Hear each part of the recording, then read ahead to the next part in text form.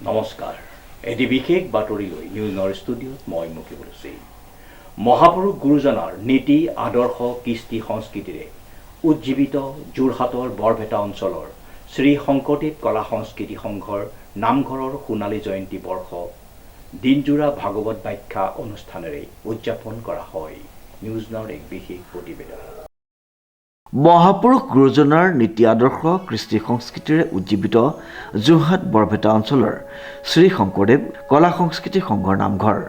উল্লেখযোগ্য যে 1967 চনতে স্থাপন হোৱা বৰপেটা অঞ্চলৰ শ্ৰী শংকৰদেৱ কলা সংস্কৃতি সংঘৰ সোণালী জয়ন্তী বৰ্ষ উদযাপন উপলক্ষে ভাগৱত ব্যাখ্যা অনুষ্ঠান দিনজোৰা কাৰ্যসূচীৰে অনুষ্ঠিত হৈছে।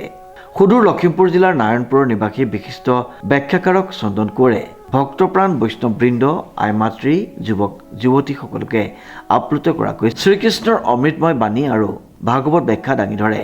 নামঘৰভাগিত ভক্তপ্ৰাণ ৰাইজৰ উপস্থিতিত ভাগৱত ব্যাখ্যা অনুষ্ঠানৰ আৰম্ভণিতে স্থানীয় আই মাতৃসকলে দিহানাম পৰিৱেশনেৰে ভক্তি অমিয়াই মুখৰিত কৰি তোলে সমগ্ৰ পৰিৱেশ।